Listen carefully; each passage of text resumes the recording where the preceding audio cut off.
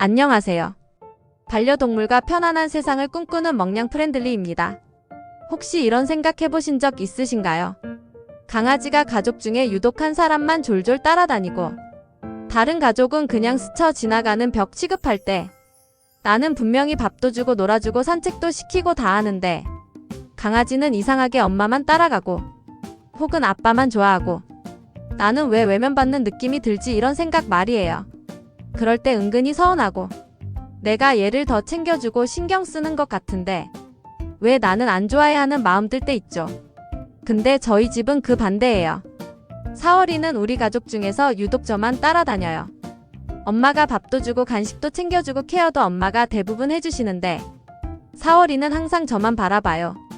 제가 집에 들어가면 눈빛이 달라지고 가족들이랑 같이 앉아 있어도 사월이는 제 옆에만 딱 붙어서 떨어지질 않아요. 진짜 눈에서 꿀 떨어지는 눈빛으로 저만 봐요. 다들 농담처럼 말해요. 쟤는 그냥 수민이밖에 안 보여. 그게 진짜 농담이 아니라 사실이에요.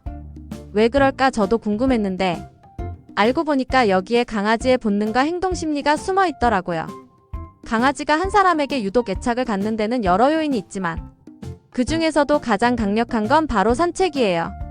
많은 반려동물 행동 전문가들에 따르면 강아지는 단순히 밥을 주는 사람보다 산책을 시켜주는 사람에게 더 강한 애착을 형성한다고 해요.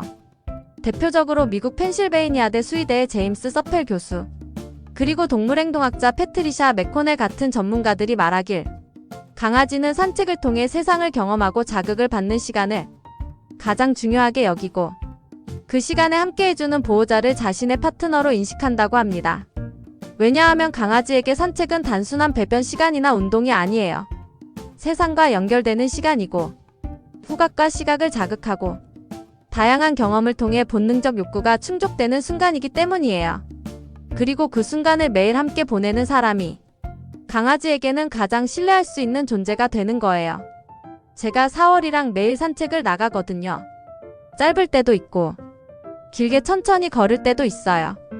같이 냄새 맡고 사람 구경도 하고 그 시간이 반복되면서 사월이는 자연스럽게 저에게 가장 강한 애착을 가지게 된 거죠. 즉 강아지가 누구를 더 좋아하는지는 우리가 얼마나 정서적으로 연결되어 있는가, 그리고 그 강아지에게 얼마나 의미 있는 시간을 보내고 있는가가 가장 큰 기준이 되는 거예요. 오늘 영상에서는 왜 강아지가 가족 중 특정한 사람만 좋아하는지, 그리고 그럴 때 우리가 서운해하지 않고 어떻게 관계를 바꿔갈 수 있을지에 대해 하나씩 이야기해 보려고 해요.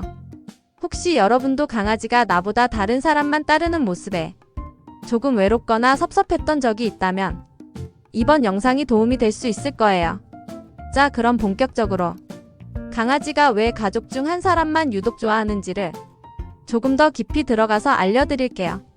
첫 번째 이유는 바로 일관성 있는 행동과 루틴 때문이에요. 강아지는 예측 가능한 상황을 좋아해요. 불확실한 걸 싫어하죠. 그래서 보호자가 매일 같은 시간에 밥을 주고 같은 방식으로 산책을 시켜주고 늘 일정한 톤으로 말 걸어주는 사람에게 자연스럽게 안정감을 느끼게 됩니다. 예를 들어 어떤 날은 막 반갑게 안아주고 어떤 날은 귀찮은 듯 무시하는 사람이 있다면 강아지는 그 사람을 신뢰하지 못하게 돼요. 반면에 언제나 꾸준히 다정한 태도를 보이는 사람이 있다면 그 사람이 강아지의 우선순위가 되죠. 두 번째 이유는 감정의 에너지와 분위기입니다. 강아지는 사람의 감정을 굉장히 잘 느껴요. 우리가 말로 하지 않아도 기분이 좋은지, 짜증이 나는지, 긴장했는지 그걸 표정, 말투, 몸짓으로 다 파악해요. 그래서 강아지는 감정이 안정되고 자신에게 긍정적인 에너지를 주는 사람에게 끌리게 돼요.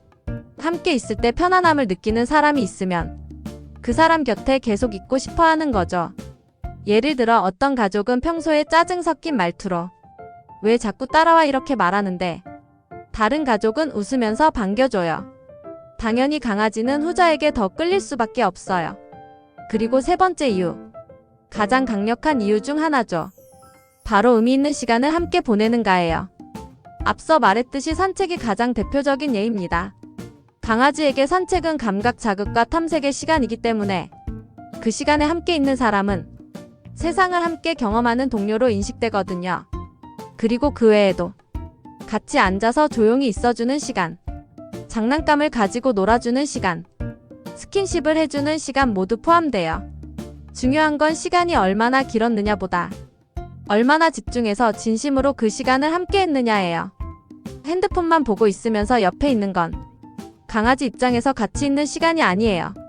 그건 따로 노는 시간이에요. 이처럼 강아지는 그 순간의 진심을 느끼고 기억해요. 그래서 자신을 진짜로 아껴주고 함께 해주는 사람에게 더 애착을 갖는 거죠.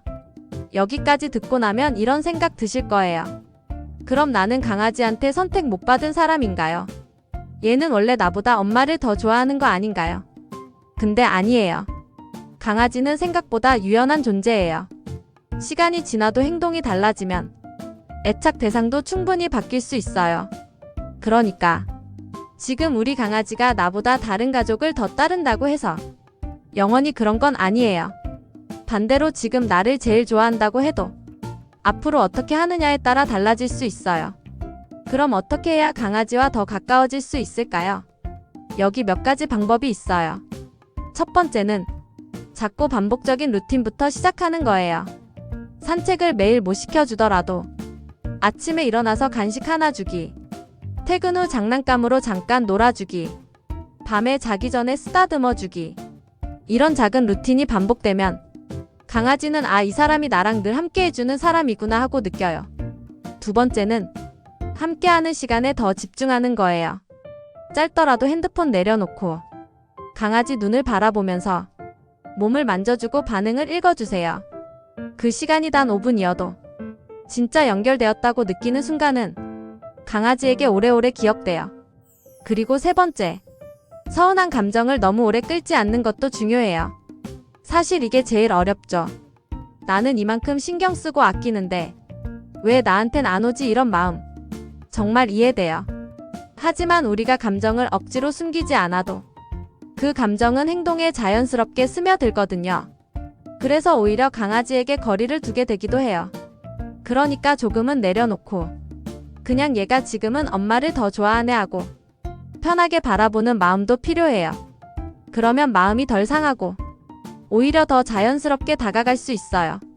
그리고 무엇보다 강아지는 우리 마음을 다 느끼고 있다는 거. 그걸 꼭 기억해 주세요. 누가 더 잘 돌봐주느냐보다 누가 더 마음을 주고 있는지를 강아지는 아주 예민하게 느껴요. 그래서 서운하더라도 계속해서 따뜻하게 대해주고 진심을 전하다 보면 조금씩 마음의 변화가 찾아옵니다.